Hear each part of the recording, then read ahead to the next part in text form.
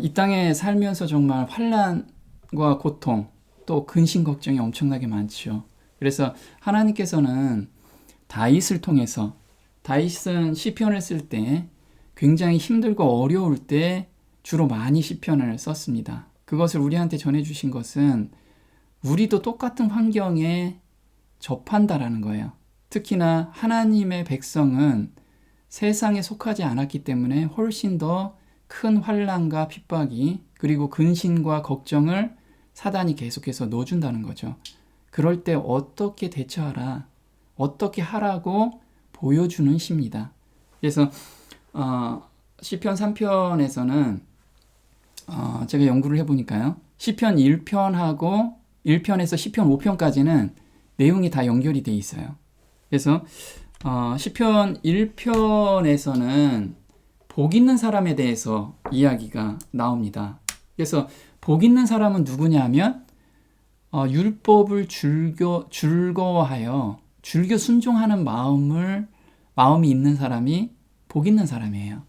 그래서 율법을 즐겨 순종하는 사람한테 무엇을 주냐면 바로 시편 2편에서 제왕이 된다는 거예요. 왕이 된다는 거죠. 하늘의 왕. 예수님 우편에 우리가 앉게 된다는 거예요. 그래서 제왕시라고 하죠.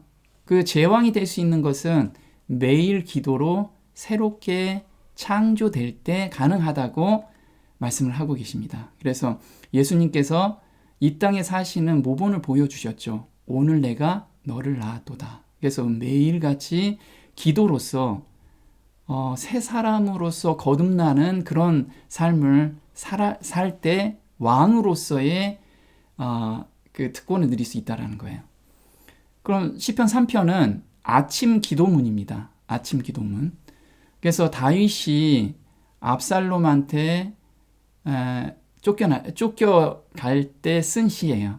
근데 이때 밤에 몰살될 위험에 있었을 때 이 시를 쓴 시거든요. 그래서 부르짖으니 그 성산에서 응답하시는도다. 그래서 다윗은 그 어려움과 그 힘든 가운데서 하나님을 의지하면서 이 시를 썼는데, 결국은 하나님이 나를 온전히 보호해 주시는구나, 이거를 이제 쓰게 된 거예요.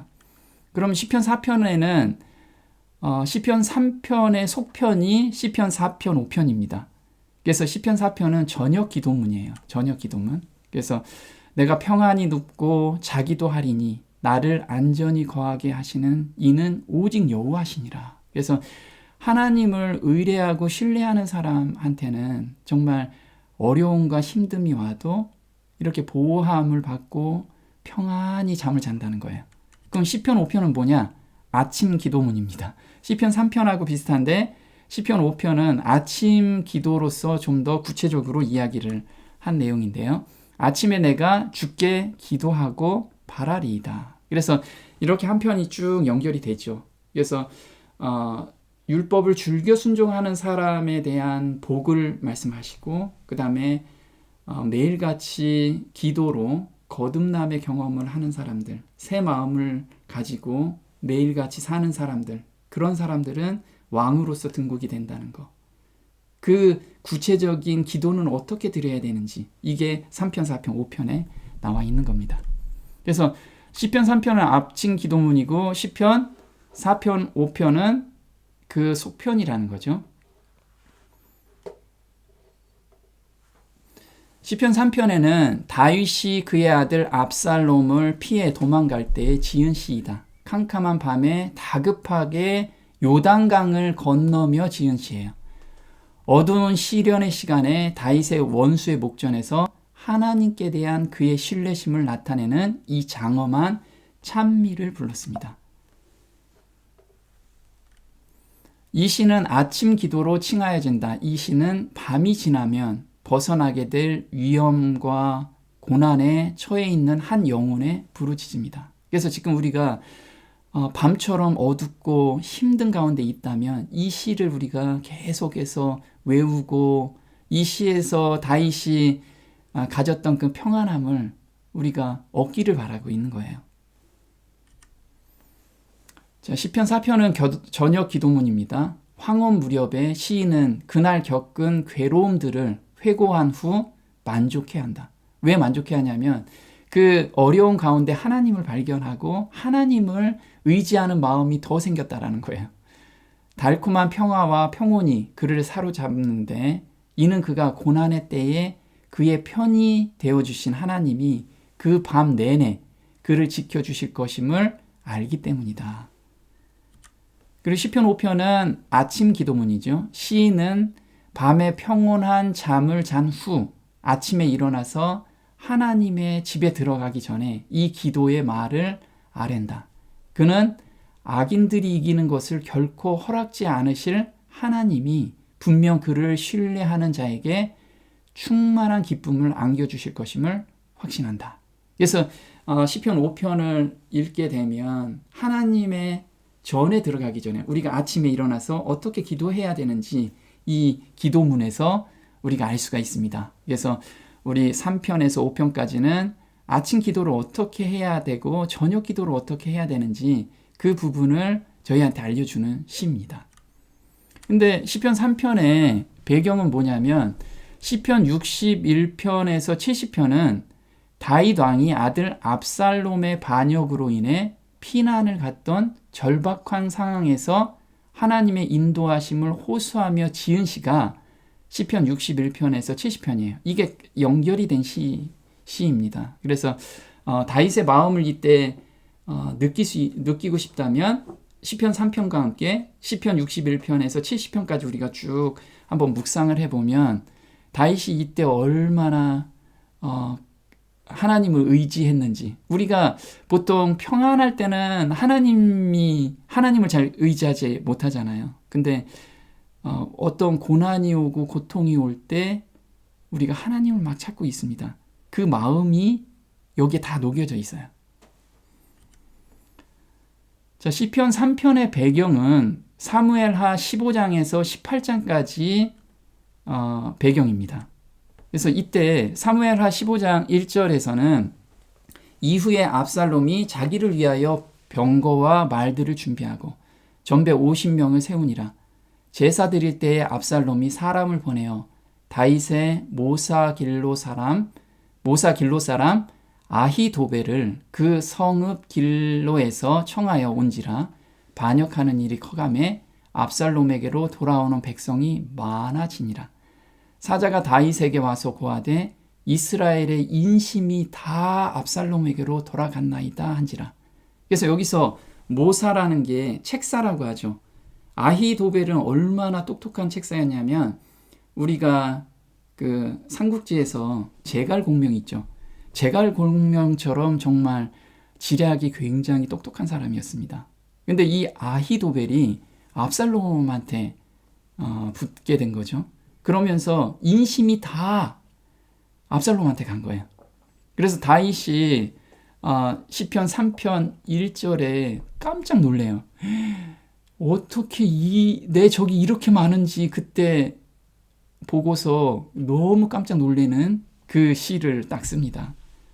마찬가지로 우리가 신앙이 평온할 것 같은데 엄청난 시련과 핍박이 또는 엄청난 두려움과 어려움이 나한테 딱 몰려올 때 우리가 깜짝 놀라죠.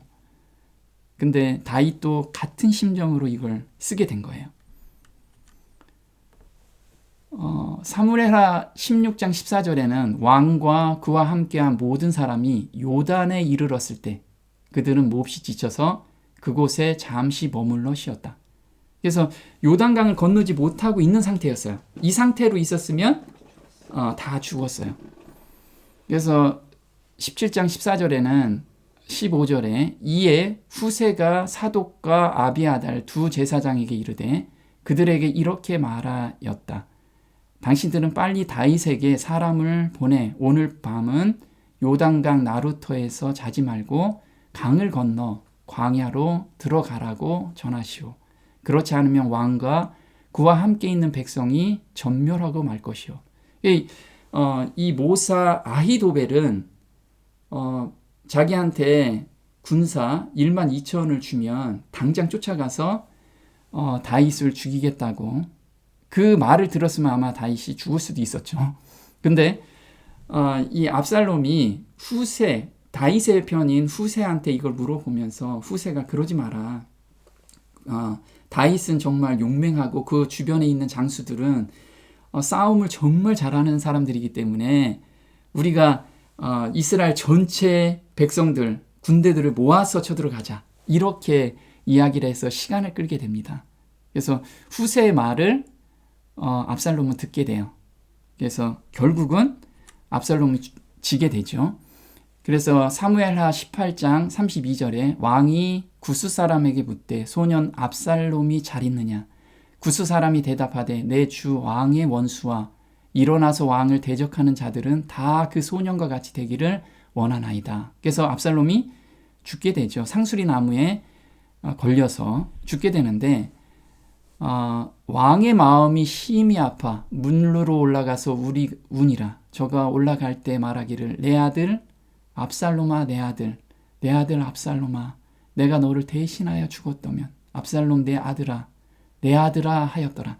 그래서 다윗의 이 심정도 여기서 이제 나타나게 되는데 그 압살롬이 지게 되잖아요. 근데 다윗은 지금 처음에 사무엘하 15장에서는 앞으로 미래 일을 자기는 잘 모르잖아요. 모르는데 전적으로 하나님을 신뢰했어요. 의지하고. 그러다 보니까 결국 결론은 하나님의 가장 선하신 방향으로 이게 결론이 나졌다라는 거예요.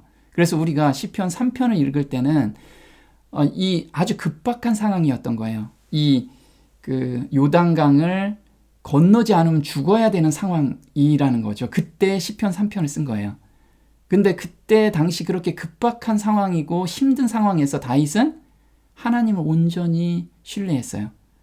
그 신뢰하는 방법을 우리한테 알려줬고 지금 우리한테 고난을 받는 사람들한테 이 방법대로 하면 하나님의 가장 선하신 방향으로 결론이 날 거다. 이걸 우리한테 알려주시는 거예요. 그럼 환난이나 고난을 당할 때 극복할 수 있는 방법을 알려준 시인데요. 지금 이 사람이 스텝 바이 스텝으로 올라갑니다. 그럼 우리가 다들 자기의 십자가 지고 계시죠. 굉장히 힘듦과 어려움이 있습니다. 이때 현재의 위험에 대한 직시가 필요합니다. 자, 위험이라는 것, 고통이라는 것은요, 막연하기 때문에 더 크게 우리한테 다가와요. 그걸 우리는 뚜렷이 보게 되면 그게 그렇게 크지 않다라는 것을 보게 되고요. 또 뚜렷이 보게 되면 하나님께서 허락하신 거구나. 이걸 또 우리가 깨닫게 돼요. 그래서 지금 다윗은 모든 이스라엘 백성들이 다 압살롬 편인 것처럼 보이게 된 거예요. 너무나 군대들이 다 그쪽에 직결하고 있으니까. 그래서 시편 3편 1절에 나의 대적이 어찌 그리 많은지요. 깜짝 놀란 거예요. 어찌라는 단어가 정말 깜짝 놀란 그런 표현입니다. 자, 그 위험을 직시하면 그 다음에 직시해서 해결하는 방법을 여기서 제시해 줍니다. 그게 두 갈래의 선택길이 있는데 첫 번째는 문제에 집중할 거냐, 또 하나는 예수님께 집중할 거냐. 여기에서 그 문제의 해결 방법을 다윗은 제시해 주고 있습니다. 그래서 예수님께 집중한다는 건 과거의 도우심에 대한 회상을 할 때 하나님이 나하고 함께 하시고 이 문제는 하나님께서 허락하신 거구나. 또 이 문제에서 하나님의 그 사랑과 나를 보호하심을 깨닫게 하기 위함이구나. 이 설레임이 자리를 잡게 돼요. 세 번째는 문제의 위험 가운데서 안심하게 됩니다. 왜? 하나님께서 이거는 주관하고 계신다는 것을 우리가 알기 때문에 그래요. 그래서 5절에는 나를 붙드시는 하나님이라고 이렇게 써 있죠. 그 다음 단계가 원수에 대한 승리를 위한 간구를 해요. 그래서 여기에서 저를 이제 우리는 처음에 어려움이 있으면 무릎 꿇고 하나님이 어려움에서 좀 해결해 주세요. 이렇게 하잖아요. 그 기도는 이 스텝에서는 잘 안 들어줄 수 있는, 자기가 하나님께서 들어주셔도 내가 그걸 깨닫지 못하는 그런 기도라는 거예요. 그래서 기도할 때 이 스텝을 밟아갈 때 참 승리를 우리가 맛볼 수가 있어요. 그래서 이 스텝을 우리 꼭 잊지 말고, 어려움 가운데 다 있죠. 그 고통과 어려움이 온다면 요 스텝을 한번 생각해 보자고요. 현재 위험에 대한 직시, 정확히 보였자는 거예요. 직시라는 게. 시편 3편 1편에 다윗이 그 아들 압살롬을 피할 때 지은 시, 여호와의 나의 대적이 어찌 그리 많은지요. 일어나 나를 치는 자가 많소이다. 많은 사람이 있어 나를 가리켜 말하기를 저는 하나님께 도움을 얻지 못한다 하나이다. 우리가 이 세상에 살면서도 하나님 믿는 사람은 왜 저래? 정말 하나님 믿는 사람이야? 우리가 어떤 때는 죄에 눌리고 또 어떤 때는 어떤 문제 때문에 고통을 당할 때 주변의 사람들이 그런 이야기를 할 수 있다는 거예요. 그때 하나님을 신뢰해야 돼요. 하나님, 저는 정말 왜 이렇게 다른 사람은 잘 되는 것 같은데 저만 이렇게 고통스럽게 있나요? 이건 하나님께서 지금 나한테 보다 한 차원 높은 믿음으로 성장시키고 있는 과정이라는 걸 우리가 꼭 기억했으면 좋겠어요. 그래서 어찌라는 것은 원어로는 마라고 해요. 원수들의 수가 엄청나게 많음에 대해 탄식하는 수사 용어라는 거예요. 저도 예전에는 어떤 문제가 오면 먼저 한숨부터 쉬는 거죠. 하나님을 믿는데 왜 저한테 이런 고통이 오나요? 이런 시험이 오나요? 이렇게. 그런데 요즘은 바뀌었죠. 하나님 감사합니다. 여기서 또 하나님을 발견하게 해주시네요. 이렇게 마음이 바뀐 거는 무엇이냐면 돌아보니 그 모든 일에서 하나님의 가장 선하신 길로 저를 인도해 주셨더라고요. 그럼 지금 오는 시험도 반드시 인도해 주실 거라는 그런 믿음이 자리를 잡은 거예요. 자, 그래서 하나님께 도움을 얻지 못한다. 사람들은 그 얘기를 하게 되는 거죠. 많은 백성들은 다윗에게 도무지 소생할 길이 보이지 않자 그가 하나님의 저주를 받아 그렇게 되었다고 생각하며 저주하게 되었다. 실제로 그렇게 되죠. 사무엘하 16장 8절에 시므이가 저주하는 가운데 이와 같이 말하니라. 피를 흘린 자여, 비루한 자여, 가거라, 가거라. 사울의 족속의 모든 피를 여호와께서 내게 돌리셨도다. 그 대신에 내가 왕이 되었으나 여호와께서 나라를 내 아들 압살롬의 손에 붙이셨도다. 보라, 너는 피를 흘린 자인 고로 화를 자취하였느니라. 그래서 이렇게 하나님을 믿는데 사람들이 그렇게 고통을 당할 때, 시험에서 허덕이고 있을 때 정말 하나님이 있는 거야? 너 벌 받는 거야. 이렇게 우리한테 참소하는 자들, 주변에선 그런 사람들이 많이 있다라는 거예요. 거기에서 우리가 좌절하면 안 되는 거죠. 두려움이 오는 것은 현재 위험에 대한 직시가 없기 때문에 그래요. 지금 이게 안개에 뭔가 무서운 게 있죠. 우리 어렸을 때 밤길 혼자 가라면 못 가잖아요. 귀신이 나올 것 같아서. 이건 막연한 두려움이에요. 그게 우리한테 오는 현재에 대한 두려움이 이와 같은 거예요. 근데 우리가 좀 성장해서 보면 아무것도 아니잖아요. 그래서 그냥 안개길도 거고 밤길도 그냥 걸어갈 수 있는 거예요. 그래서 우리는 거기까지 하나님께서는 잘하게 해주신다는 거죠. 히브리서 2장 14절에는 이 두려움과 그 다음에 나의 이 불안한 감정은 누가 주냐면 사단의 뿌리예요. 사단이 그 감정을, 그 생각을 계속 넣어준다는 거죠. 자녀들은 혈육에 함께 속하였음에 그도 또한 한 모양으로 혈육에 함께 속하심은 사망으로 말미암아 사망의 세력을 잡은 자 곧 마귀를 없이 하시며. 그래서 이 모든 생각이 사망의 세력 가운데 들어가 있는 거예요. 그게 마귀의 생각이라는 거죠. 죽기를 무서워함으로 일생에 매여 종노릇하는 모든 자들을 놓아주려 하심이니라. 그래서 우리 죽기를 무서워해요. 우리가 지금 두려움 가운데, 고통 가운데 있어서 거기에 빠져 있는 것은 결국은 그 밑바닥에 보면 죽기가 싫어서, 자기가 정말 죽었다면 그런 두려움이 별로 없어요. 저도 이제 죽음의 고통, 그러니까 죽을 고비를 넘긴 적이, 우리 살면서 그런 고비가 많죠. 그래서 저도 수술대에 올라간 적이 있습니다. 그런데 그때 제가 잡고 있었던 거, 제가 걱정했던 거, 이게 정말 아무것도 아니라는 거. 그리고 그 짧은 찰나에 나의 삶이 그 스냅 사진처럼 쫙 지나가는 거. 그러면서 제가 이젠 하나님의 함께 하심을 그때 죽으면서 그 수술대에서 마취되면서 그때 막 느꼈거든요.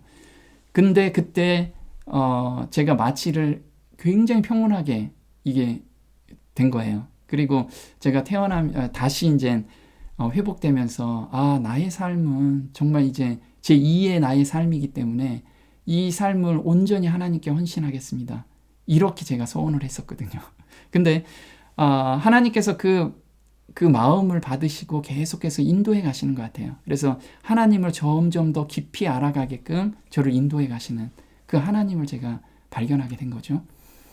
두려움을 일으키는 존재는 사단이다. 사단은 불확실한 미래에 일어나지 않을 일들을 크게 부풀려서 사람의 생각과 감정에 두려움을 심어 놓는다. 이게 바로 두려움의 존재예요. 그건 불확실한 미래, 앞으로 나타나지 않은 불확실한 미래를 크게 보여서 우리 생각과 감정에 이걸 심어 놓는다는 거예요. 두려움의 성질은 안개와 같은 존재임을 알아야 한다. 잡으려고 하면 잡히지 않지만 생각을 그대로 놓아두면 보이지 않는 괴물이 생각을 사로잡아 믿음에서 떠나게 하는 것이다. 이게 바로 두려움의 존재라는 거예요. 이걸 직시하라는 거예요. 직시, 계속해서 한번 봐보라는 거예요. 그 근원을 한번 해보라는 거죠. 내가 지금 두려워하는 게 왜 두렵지? 그걸 근원을 계속 해보세요. 그러면 정말 미래에 일어날 일까지 우리가 다 가지고 있다라는 거죠. 미래의 걱정을 지금 끌고 오지 말아요. 그래서 예수님께서 그러므로 내일 일을 위하여 염려하지 말라. 내일 일은 내일 염려할 것이요 한날 괴로움은 그날에 족하니라. 예수님께서도 사람들이 먹고 사는 거에 정말 힘들고 고통스러워 하고 있기 때문에 이 말씀을 하신 거예요. 근데 오늘 걱정은 계속 하라고 하신 말씀일까요? 아니에요. 그 걱정도 나한테 줘라. 내가 정말 새 마음을 줄게. 걱정 근심 없는 마음을 줄게. 그리고 하나님께서 너희 반드시 보호해주고 계셔. 이것을 알려주기 위해 하심이에요. 우리는 날마다 그리스도를 따라가야 한다. 날마다 따라가야 돼요. 맨날 예수님이 나와 함께 한다는 것을 기도와 간구로 그걸 계속해서 느끼고 경험하면 가야 된다는 거죠. 하나님께서는 내일을 위한 도움을 주지 않으신다. 하나님께서는 당신의 자녀들에게 인생 행로에 대한 모든 지시를 한꺼번에 주시지 않으신다. 그 까닭은 그들이 혼란하게 되지 않도록 하기 위함이다. 그래서 한꺼번에 다 알려주시면 우리가 너무 혼란해서 하루로도 못 살아요. 이것도 하나님의 은혜시죠. 그래서 하루 스텝 바이 스텝으로 우리한테 이걸 허락해 주시는 거예요. 하나님께서는 그들이 기억하는 실행할 수 있을 만큼만 말씀해 주신다. 주어진 능력과 지혜는 현재의 위기를 위한 것이다. 너희 중에 누구든지 지혜가 부족하거든이 아니고 누구든지 오늘을 위한 지혜가 부족하거든. 모든 사람에게 후히 주시고 꾸짖지 아니하시는 하나님께 구하라. 자, 우리가 믿음의 반대말은 무엇일까요? 불신이라고 생각을 해요. 불신과 염려 중에 믿음의 반대말은 무엇일까요? 내가 지금 염려를 하고 있다면 믿음이 없다라는 반증이에요. 그래서 내가 지금 염려가 너무 커. 그러면 예수님께 빨리 달려가서 예수님을 믿는 믿음, 그 가운데 들어가게끔 간구해야 돼요. 보면 마태복음 6장 30절에 오늘 있다가 내일 아궁이에 던지우는 들풀도 하나님이 이렇게 입히시거든 하물며 너일까 보냐. 믿음이 적은 자들아. 원어로는 믿음이 없는 자들아. 그러므로 염려하여, 믿음과 염려를 이렇게 비교해서 말씀을 하고 계세요. 믿음이 없으면 염려가 들어오고 염려가 없으면 믿음이 있다라는 증거죠. 이르기를 무엇을 먹을까, 무엇을 마실까, 무엇을 입을까 하지 말라. 그래서 염려라는 게 원어로는 마음을 쪼갠다는 거예요. 원어의 뜻은 이빨로 목을 물어뜯어 질식시키는 거예요. 우리가 질식시키는 거는 한 번에 죽지 않아요. 계속해서 뼈를 말려요. 그래서 이 염려라는 건 뼈를 삭게 만드는 거예요. 그럼 믿음이 자리를 잡을까요? 절대 자리 잡을 수 없는 것이 바로 염려라는 거예요. 그래서 지금 사자가 하이에나를 목을 물어뜯고 한참 있어야지만 숨통이 끊어지는 거예요. 우리는 이 고통 가운데 숨통이 끊어질 때까지 간다는 거예요. 염려를 붙들고 있으면. 그래서 이 염려가 정말 믿는 가운데 생활하는 사람들한테 너무 이게 사단이 주는 가장 큰 무기라는 거예요. 염려와 두려움이 없어지지 않는다는 것은 두 마음을 품고 있기 때문에 그래요. 하나님도 품고 있고 세상도 품고 있고 마음에 두 마음이 있기 때문에 지금 염려와 걱정이 안 없어진다는 거예요. 아까 메림나오라고 이 원어로 보면 염려는 마음이 나뉘는 것을 의미한다. 두 마음을 품을 때 염려가 몰려온다. 이렇듯이 마음속에 있는 어떤 두 가지 이상의 생각들이 서로 다른 방향으로 잡아당겨 마음을 찢어놓을 때 염려가 생기게 되는 거다. 이게 원어의 뜻이에요. 그래서 야고보서 1장 6절에 오직 믿음으로 구하고 아무것도 의심하지 말라. 의심하는 자는 마치 바람에 밀려 요동하는 바다 물결과 같으니 그 사람은 주께로부터 어떤 것이든 받으리라 생각지 말라. 두 마음을 품어 이렇게 우리 개역 성경에 나오는데 킹 제임스 버전에서는 두 생각을 지닌 사람은 그의 모든 길에 안정함이 없느니라. 그래서 마음이 항상 불안한 거예요. 내가 지금 불안하다라고 얘기하면 지금 두 마음을 품고 있다는 거예요. 온전히 예수님께 가야 되는데 예수님을 붙잡지 못하고 두 마음이 있구나라는 것을 기억해야 된다는 거죠. 자, 의심하지 않으려면 어떻게 해야 되느냐? 이 방법을 시편 3편 3절 4절에서 우리한테 알려주시는 거예요. 그걸 다음 시간에 할 거예요. 그건. 자, 그들에게 말씀하시기를 이런 종류의 일은 기도와 금식에 의하지 않고는 아무 것으로도 내보낼 수 없느니라. 우리가 근심과 걱정이 들어오면 나는 안 하고 싶은데 계속 마음속엔 생각이 나죠. 자나깨나 생각이 나요. 제가 예전에 사업 한번 망했을 때 우라가 치미는 거. 그 우라가 치미면 잠을 안 자도 잠이 안 와요. 밥을 안 먹어도 배가 안 고파. 맨날 그 생각을 하니까. 안 하고 싶어도 계속 생각을 하니까 뼈가 사가요. 그런데 이런 이유는 무엇밖에 없다고요? 기도와 금식밖에 내보낼 수 없다라는 거예요. 그래서 우리는 이걸 생각하셔야 돼요. 그래서 기도와 금식은 기도하면 기적이 일어나서 싹 없어지느냐? 아니라는 거예요. 그거는 여기서 말하는 기도란 어떤 초능력적 힘을 나타내는 수단이 아니라 하나님과 평상시 바른 관계를 의미하는 거예요. 그리고 우리가 매 순간 새벽 기도하고 아침에 하나님께 내 마음을 헌신하고 감사를 드리고 그 다음에 매 순간 기도로 하나님과 소통하는 그걸 의미한다는 거예요. 자, 성경 전체에서 두려워하지 말라는 몇 번 정도 기록되어 있을까요? 네. 이 어떤 사람들이 조사를 해놨는데 366번이나 기록되어 있다고 합니다. 왜 1년은 365일인데 366번일까요? 4년에 한 번씩 윤달을 고려해서 366번이 써 있답니다. 그래서 매일같이 두려워하지 말라. 우리 하나님께서는 이 세상에 살면서 그런 시험이 오지만 그 고통이 오지만 두려워하지 마라. 내가 있지 않느냐. 이거를 우리한테 편지로 계속 써주고 계시는 거예요. 하나님이 우리에게 주신 것은 두려워하는 마음이 아니요 오직 능력과 사랑과 근신하는 마음이니 그러므로 내가 우리 주의 증거와 또는 주를 위하여 갇힌 자 된 나를 부끄러워 말고 오직 하나님의 능력을 쫓아 복음과 함께 고난을 받으라. 그래서 하나님이 주신 거는 두려워하는 마음이 아니라는 거예요. 능력과 사랑과 근신하는 마음. 이 근신하는 마음이 뭘까요? 절제하는 마음이에요. 그럼 이 절제하는 마음은 어떻게 생기죠? 헌신할 때 나와요. 새 마음을 받을 때 예수님의 마음을 받을 때 이게 가능하다는 거예요. 그래서 기도와 금식으로만이 이 마음을 받을 수 있다는 거예요. 네, 그래서 오늘은 우리가 그 근심하고 걱정하는 그 실체, 그게 우리한테 몰려오지만 실제적으로 그게 어디에서 왔는지 우리가 한번 깊이 바라보면 그게 그렇게 크지 않다라는 거예요. 그리고 그거는 하나님께로서 왔기 때문에 우리는 넉넉히 이긴다는 거, 그것을 묵상하는 시간이 되었으면 좋겠습니다. 오늘 여기까지 하겠습니다. 기도하고 말씀 교제 나누는 시간 갖겠습니다. 하늘에 계신 저희 아버지, 저희가 세상에 살면서 근심과 걱정이 몰려오지 않을 때가 없습니다. 하지만 그 근심과 걱정이 우리를 어떻게 할 수 없다라는 것도 또한 알게 됩니다.